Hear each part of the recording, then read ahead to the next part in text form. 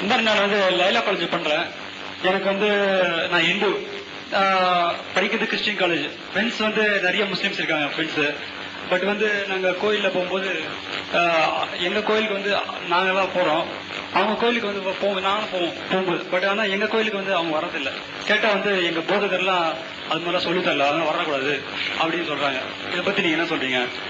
அதாவது வந்து நட்புல வந்து அதெல்லாம் பாக்குறது இல்ல, பட் ஆனா அவங்க மட்டும் அது மாதிரி சொல்லும்போது ஒரு மனசுல ஒரு கஷ்டமா இருக்கு. அதாவது உங்ககிட்ட கேட்கலாம் சொல்றத கேட்டது. தம்பி வந்து கொஞ்சம் லேட்டா வந்திருப்பாங்கன்னு நினைக்கிறேன். ஐயா வந்து அந்த கேள்விதான் முதல்ல கேட்டாங்க. இந்த கேள்வி இல்ல, அதாவது எடுத்த எடுப்புல என்ன செஞ்சாங்க, அந்த பூஜை செய்து கொடுக்கிற வாழைப்பழத்துல கேட்டாங்களே, அதுக்கு உரிய அப்ப வந்துட்டீங்களா? நீங்க வரல, அதான் வரல. இருந்தாலும் அதுக்காக வேண்டி உங்களுக்கு சொல்லாம இருக்க முடியாது இல்லையா? அதாவது அவர் என்ன கேள்வி கேட்கிறாருன்னா, முஸ்லீம் நண்பர்கள் இவரோட இருக்கிறாங்க, அவங்களோட சேர்ந்துட்டு இவர் முஸ்லீம் பள்ளிவாசலுக்குலாம் இவர் போயிருக்கிறாரு. அவங்களும் வந்துகிட்டு கோயிலுக்கு கூப்பிட்டா வரமாட்டேங்கிறாங்க. இவங்க சொல்லக்கூடிய கோயிலுக்கு கூப்பிட்டா அவங்க வரமாட்டேங்கிறாங்க. இது ஒரு மனசுக்கு எங்களுக்கு சங்கடமா இருக்குது. அதான் கேள்வி. சங்கடப்பட வேண்டிய தேவையே கிடையாது. ஏன்னு கேட்டா, ஒரு பகுத்தறிவு ரீதியாக அறிவு ரீதியாக சிந்திக்கக்கூடிய ஒரு காலகட்டத்தில் நீங்க வாழ்ந்துகிட்டு இருக்கிறீங்க. அவர் ஏன் வரமாட்டேங்கிறாருங்கிறதுக்கு ஒரு காரணம் இருக்கும்ல. ஏன் வரமாட்டேங்கிறாருன்னு கேட்டா, நீங்க ஒரு இதை கடவுள்னு நீங்க சொல்றீங்க, அது கடவுளா இல்லைன்னு அவர் நினைக்கிறார். ஏன் அப்படி நினைக்கிறாருன்னு கேட்டா, அதை நீங்க தான் செஞ்சீங்க. கடவுள்னு நீங்க சொல்றீங்களே, அது யாரோ நம்மள மாதிரி ஒரு மனிதர் அதை வந்து கடவுள்னு சொன்னாரா, அல்ல நிஜமா கடவுளா? கடவுள்னு நம்ம யார நினைச்சுக்கிட்டு ஒரு வழிபடுறோமோ அது ஒரு மனிதரால் தான் செதுக்கப்பட்டுச்சு. நீண்ட நெடுங்காலமா கீழே போட்டு அது கொஞ்சம் கொஞ்சமா செதுக்கி வருஷ கணக்காகி அதுக்கப்புறம் தான் அதை கடவுள்னு சொல்லி உங்கள்கிட்ட கொண்டாந்து ஒருத்தர் காட்டுறாரு. அப்போ அவர் என்ன நினைக்கிறாருன்னா, என்னடா இது மனுஷன் நம்மள மாதிரி ஒரு மனிதன், நம்மளை விட மோசமானவன் கூட செஞ்சிருக்கலாம், செஞ்சவன் தண்ணி அடிச்சவனா கூட இருக்கலாம், செதுக்குனவன்.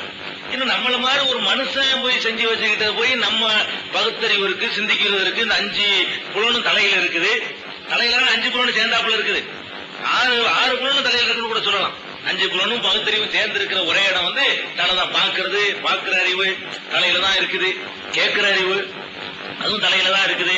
முகர்ந்து பார்க்கிற அறிவுன்னு சொல்றமே அதுவும் தலையில தான் இருக்குது. சுவைத்து பார்க்கிற அறிவுன்னு சொல்றமே அதுவும் தலையில தான் இருக்குது. தொட்டு அறிகிறது மட்டும்தான் உடம்பு பூரா இருக்கு, அதுல தலையிலையும் இருக்குது. பகுத்தறிவுங்கிறது மூளையும் அங்கதான் இருக்குது. அப்ப சுவை ஒளி ஊர் ஓசை நாற்றம்னு சொல்லக்கூடிய 5 புலன்கள் இருக்கக்கூடிய இந்த தலையை கொண்டு போய் நம்ம செஞ்ச ஒரு பொருளுக்கு முன்னாடி கொண்டே கீழே கொண்டே வைக்க சொல்றாங்களே, இது எப்படி சரியா வரும்னு சொல்லி அவர் மறுக்கிறார். நீங்க சிந்திச்சு பார்க்கணும். ஏன் நீங்க வந்து அவர் சொல்லக்கூடிய கொள்கை, நீங்க சொல்லக்கூடிய கொள்கை ரெண்டையும் கம்பேர் பண்ணி பாருங்களேன். எது சரின்னு சொல்லுங்க, இது சரிங்கிறத வந்து நீ நிரூபிச்சவர்கிட்ட காட்டுங்க, அவர் அதுக்கு வருவார். அவர் சொல்லக்கூடிய கொள்கை சரியானதா இருக்கையில நீங்க வந்து அதுக்கு கூப்பிடுறது தப்பு தானே. அவர் ஒரு கடவுளுங்கிறாரு, அந்த கடவுளுக்குரிய எல்லா இலக்கணத்தையும் சொல்றாரு. பெண்டாட்டி இல்லைங்கிறாரு, பிள்ளை இல்லைங்கிறாரு, கடவுளுக்கு அவருக்கு எந்த தேவையும் இல்லைங்கிறாரு. கடவுள் வந்து ஒரு கடவுள் இன்னொரு கடவுள் பெண்டாட்டி தூக்கிட்டு போனாருங்கிற மாதிரி கதையெல்லாம் இல்லைங்கிறாரு. அப்ப இதையெல்லாம் சொல்லும்போது நீங்க என்ன பண்றீங்கன்னா, இல்ல நீ இதையும் செய்யத்தான் வேணும், இது சரியில்லைங்க. நட்பு என்பதற்கா உதாரணமா, நான் வந்து ஒரு மனிதன், நான் ஒரு டீ கடை வச்சிருக்கிறேன், இவர் வந்து சாராய கடை நடத்துறாரு, நாங்க 2 பேரும் நண்பர்கள். இவர் வந்து என் கடையில வந்து டீ குடிச்சதுனால நான் அவர் கடையில போய் அவர் வைக்கிறது நான் குடிக்கணும்னு சொல்லலாமா? வித்தியாசம் இருக்குது. 2 பேரும் கடை தான் வச்சிருக்கிறோம். நட்பு தனி. இந்தாப்பா, நான் குடிக்கிற சாமானம் எல்லாரும் குடிக்கிறது, நீ விற்கிற சாமான வந்து எல்லாரும் பயன்படுத்த முடியாது, அதனால மாட்டேன்னு சொன்னா இதுக்காக வேண்டி என் சங்கடப்படணும்.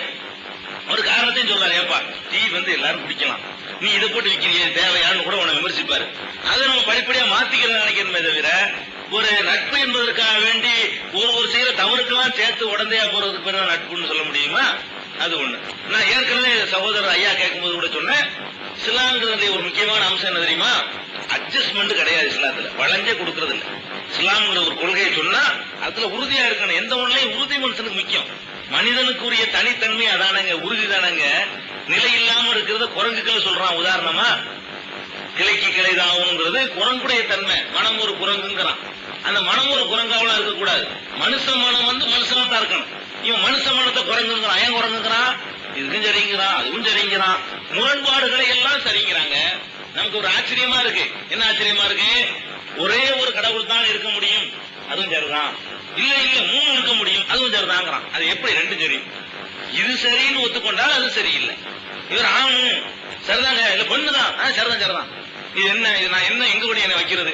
இவர் ஆணுன்னு ஒத்துக்கிட்டா பெண் இல்லைன்னு சொல்லுங்க, பெண்ணு ஒத்துக்கிட்டா ஆண் இல்லைன்னு சொல்லுங்க. ரெண்டு நேர் முரணா இல்லையா? ஒரு கடவுள் தான் மொத்த உலகத்துக்கு, அது ஒரு சித்தாந்தம். நிறைய கடவுள்கள் இருக்கலாம் என்பது ஒரு சித்தாந்தம். அது என்ன சித்தாந்தம்? இது அதை மறுக்குது, அது இதை மறுக்குது. இந்த சித்தாந்தத்தை ஏற்றுக்கொண்டால் அது மறுக்கப்படுது, அதை ஏற்றுக்கொண்டால் இது மறுக்கப்படுது. ரெண்டு முரண்பாடுன்னு தெரிஞ்சுக்கிட்ட நம்ம ஆளுக்கு சிலர் என்ன சொல்றாங்க, அதுவும் சரி இதுவும் சரிங்க. இது எப்படிங்க அதுவும் சரி இதுவும் சரிங்க முடியும்? 4 3 7 4 3 8 ரெண்டும் சரியா? ஒருத்தர் 4 3 7ங்கிறான், இன்னொருத்தர் 4 3 8ங்கிறான். கரெக்ட் கரெக்ட், ரெண்டு பேரும் கரெக்ட் தான். இது வந்து சரியானு சிரிச்சு பாருங்க. அது மாதிரி உள்ளதா இது. இப்போ நீங்க வந்து டீ கடை சாராய கடை சொன்னீங்க, இப்போ உங்களுக்கு இதை வச்சு டீ கடை சொல்றீங்க. இப்போ நான் வந்து எங்க டீ கடை சொல்லலாம் இல்லைங்க, அது இது சொல்லுங்க விளக்குங்க. ரைட்டு.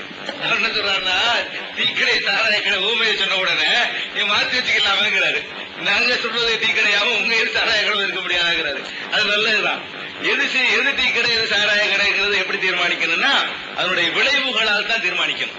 ஓகே, அது நல்லதுதான். அது அப்படித்தான். நான் குறுக்காம்போக்குலயே நம்ம நினைச்சிடக்கூடாது இதான் டீ கடை இதான் சாராய கடை நினைக்க கூடாது. அவர் கேட்கிறபடி சிந்திச்சு தான் என்ன செய்யணும், எடுத்துக்கணும். எது டீ கடைக்கு ஒத்துக்கலாம், எது நான் சாராய கடை உங்களுக்கு புண்படுத்த சொல்லல, இது ஒரு உதாரணத்துக்காக தான். அப்ப விளைவுகளை பார்க்கிறோம். இந்த கொள்கையை ஏற்றுக்கொள்வதன் மூலமாக ஒரு மனிதன் இன்னொரு மனுஷனை ஏமாற்ற முடியல. அல்லாஹ் ஒரு கடவுளை ஏத்துக்கிறதுனால புரோகிதர் அங்க வரமாட்டாரு, புரோக்கர் வரமாட்டாரு, உண்டியெல்லாம் காசு போடுன்னு சொல்ல மாட்டாரு, தேங்காய் பூ பழம் அதெல்லாம் வாங்கிட்டு வான்னு சொல்ல மாட்டாரு. நான் தான் கடவுளுக்கு நெருக்கமானவர், எங்கால வந்து உழுவுண்டு ஒருத்தர் வந்து உரிமை கொண்டாட மாட்டாரு. அங்க ஏத்துக்கிறதுனால என்னவாக, இதுல கொண்டே காணிக்கையை போடு, எனக்கு கொண்டா தச்சனையை கொடு, அந்த மாதிரி தேங்காய் பழம் பூ எல்லாம் வாங்கிட்டு வா, இதெல்லாம் செஞ்சுட்டு போன்னு சொல்றாரு. அதே மாதிரி இவரு சொல்றாரு நேரவே நீங்க கடவுள்கிட்ட கேளுங்கிறாரு. அவர் சொல்றாரு நேரெல்லாம் கேட்க கூடாது, ஒருத்தர் இருப்பாரு அவர்கிட்ட சொல்லி அவர் தான் கேட்டு தருவாரு. நினைக்கிறோம் அங்க போனோம்னா நீங்களே நேரம் போய் நீங்களே மணி அடிச்சு நீங்களே மந்திரம் ஊதி நீங்களே கேட்டு வந்துட முடியுமா? முடியாது. அங்க போய் என்ன சொல்றாரு, நீ வரலாம், அங்க ஒரு ஆள் வச்சிருக்கு, ஒரு ஏஜென்ட் இருப்பார், அவர்கிட்ட வந்து நீ சொல்லி கொடுக்கணும், அவரு மணி அடிச்சு அவர் கடவுள்கிட்ட பேசி உனக்கு தேவையில் வாங்கி தருவாருங்கிறாரு. இவர் என்ன சொல்றாரு, நீ எப்ப ஏஜென்ட் எதுக்குப்பா, நீனே வா அல்லாவே எனக்கு குழந்தைய கொடுன்னு கேளு அல்லா தருவாருன்னு சொல்றாரு. அப்ப இதுல வச்சுக்கிட்டு ஒரு ஆள் பிழப்பு நடத்துறாரு, இதுல வச்சுக்கிட்டு ஒரு ஆள் பிழப்பு நடத்த முடியல. இது ரெண்டுல எது சரின்னு நம்ம என்ன செய்யணும், சிந்திச்சு பார்க்கணும். இப்படி பல வகை இருக்கா இல்லையா? உனக்கு இடைத்தரகர் தேவைப்படுது, உனக்கு இடைத்தரகர் தேவையில்லை, உன்னை வச்சுக்கிட்டு மக்களை ஏமாத்த முடியுது, இன்னொன்னு வச்சுக்கிட்டு ஏமாத்த முடியல. உன்னை என்ன செய்யுதுன்னா நாமளே உருவாக்கி கொண்டது நல்லா தெரியுது. இதுல இன்னொரு வேடிக்கை எல்லாம் பார்க்கணும். இந்த கடவுள்னு நம்ம சொல்லக்கூடிய உங்களுடைய வரலாறு அந்த மக்களே சொல்றாங்க. அதான் நமக்கு ரொம்ப சங்கடமா இருக்கு. கடவுள்னு ஒரு பக்கத்துல சொல்லிக்கிறாங்க, கடவுள்னு சொல்லிட்டு உங்களுக்கு சொல்ற வரலாறு என்னன்னு பார்த்தா, கடவுளுக்கு மனைவி இருந்திருக்காங்க, கடவுள் மனைவியே இன்னொரு கடவுளுக்கு கூட்டிட்டு போயிட்டாரு சொல்றாங்க. இல்ல மிகப்படுத்தி சொல்லல, இருக்கிற கதையில உள்ளது சொல்றேன். அதுல அவங்களுக்குள்ள சண்டைலாம் நடக்குது, கடவுளுக்கு மத்தியில் யுத்தம்லாம் நடக்குது, ஒரு கடவுளுக்கு அடிபட்டு செத்து போயிடுறாரு, ஒரு கடவுள் ஜெயிக்கிறாருலாம் வரும் பொழுது என்னடா இது கடவுள்னு சொல்லிட்டு நம்மளை போட்டு ஏமாத்துறாங்கிற மாதிரி அதுல தோணுது. இதுல வந்து அல்லாவுக்கு கொண்டாட்டியும் இல்ல, யாரும் தூக்கிட்டு போகவும் இல்ல, அல்லா வந்து வேற கொண்டாட்டி தூக்கிட்டு வரவும் இல்ல, இப்படி எல்லாம் இருக்கும் பொழுது ஒரு நல்ல ஒரு இதா இருக்குது. இப்படி நிறைய அம்சங்களை நீங்க சிந்திச்சு பாத்தீங்கன்னு சொன்னா ரெண்டுக்கும் மத்தியில மலைக்கும் மடுவுக்கும் மத்தியில உள்ள வித்தியாசம் இருக்கு. அது மாதிரி இந்த கடவுள் என்ன சொல்றாருன்னு கேட்டா, உலகத்தில் உள்ள தமிழ மலையாளி தலித்து செட்டியாரு முதலியாரு இங்கிலீஷ்காரன் பிரிட்டிஷ்காரன் எல்லாரும் ஒரே தாய் தந்தைக்கு பிறந்தவங்க தான் அப்படிங்கிற இந்த கடவுள். அந்த கடவுள் என்ன சொல்றாருன்னு கேட்டா, நெத்தில இருந்து வந்தது இந்த இவ்வளவு பேர், இவ்வளவு பேர் வந்து வயிற்றுல இருந்து வந்தாரு, இவ்வளவு பேர் தொடையில இருந்து வந்தாரு, இவ்வளவு பேர் காலில இருந்து வந்தாரு, 4 இடம் இல்லாம பஞ்சமர்ந்து ஒரு ஜாதி அதுவும் தனியா வந்தாரு இப்படின்னு சொல்லி, அதனால கடவுள் நெத்தில இருந்து பிறந்தவர் உயர்ந்தவர், அதுக்கு அடுத்தவர் இருந்து பிறந்தவர் 2வது நிலையில உள்ளவர், அதுக்கு அடுத்து வந்தவர் வந்து 3வது நிலையில உள்ளவர், அதுக்கு அடுத்து வந்தவர் 4வது நிலையில உள்ளதுன்னு சொல்லி மனிதர்களை ஒரு கடவுள் வந்து பேதப்படுத்துறாரு. இந்த கடவுள்கிட்ட போய் என்னப்பான்னு கேட்டா, அதெல்லாம் கிடையாது, ஒரு ஜோடியை நான் படைச்சேன், ஒரு ஜோடி தான் படைச்சேன், அந்த ஒரு ஜோடிக்கு பழகி பெருகின மக்கள் தான் நீங்க எல்லாரும். நீங்க மதத்தால் வேறுபட்டு இருந்தாலும் சரி, மொழியால வேறுபட்டு இருந்தாலும் சரி, நிறத்தால் வேறுபட்டு இருந்தாலும் சரி, கலாச்சாரத்தால் வேறுபட்டு இருந்தாலும் சரி, தேசத்தால் வேறுபட்டு இருந்தாலும் சரி, எல்லாருமே ஒரு தாய் தந்தைக்கு பிறந்தவங்க தான். அப்ப அண்ணன் தம்பி ஒரு சாரார் சொல்லும் போது அண்ணன் தம்பியா சொல்றாரு இந்த கடவுள். அந்த கடவுள்கிட்ட போய் கேட்டா அண்ணன் தம்பி கிடையாது, அவனுக்கு தனி மூலம், தனி எல்லாம் தனி, நீ தனி பிறப்புலையே அவன் தனி. எப்படி ஆடு மாடு தனித்தனியா இருக்குதோ அதே மாதிரியாக பிறவிலேயே நீங்கள் வித்தியாசமா இருக்கிறீன்னு சொல்லி அவர் சொல்றாரு. இப்ப எதை எதுக்கு ஒப்பில்லாம தம்பியை முடிவு பண்ணிக்கிறோம், நீங்களாவே தீர்மானிச்சுக்கிறீங்க.